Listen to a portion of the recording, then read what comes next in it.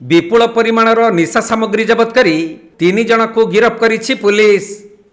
केन्दुझर जिला बड़बिल थाना अंतर्गत बेलकुंडी फुटबॉल पड़िया निकटरे बड़बिल पुलिस और बड़बिल तहसिलदार अतर्कित चढ़ाऊ करथिले। सेठारु 50 केजी 305 ग्राम डोडा पाउडर, गोटे मोबाइल फोन एवं नगद 1000 टंका जबत करने सह 3 जन वृत्तिगत निशा बेपारी को गिरफ्त करिसेंती। गिरफ बेपारी माने हेले झारखंड राज्य सराईकेला थाना अंतर्गत कालागुजु अंचलर पवन महातो, चक्रधरपुर थाना अंतर्गत केराग्रामर भोलानाथ मंडल, झिकपाणी थाना अंतर्गत गोरुडीहाटिंग लोबुनसाही अंचलर सोरू दास। एमाने झारखंडरू निशा सामग्री नहीं केन्दुझर अंचल को बिक्री करने आसीथिबा बेले पुलिस कौनसी सूत्ररू खबर पाइथिला। आउ अतर्कित चढ़ाऊ करी निशा सामग्री सहित 3 जन को गिरफ्त करथिले। परे सेमानंकु पुलिस कोर्ट चालान करी एही निशा कारबार रे आउ कहार संपृक्ति रहिछि से नहीं अधिक तदंत जारी रखिछंती।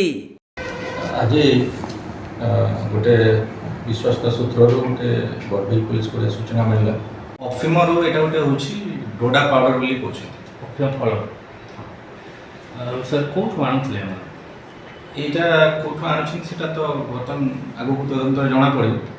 तो जो मैंने गिरफ्त होती झारखंड ए माने 3 जन गिरफ्त होइछंती पवन महातो, भोलानाथ मंडल, सुरू दास, समस्त झारखंड।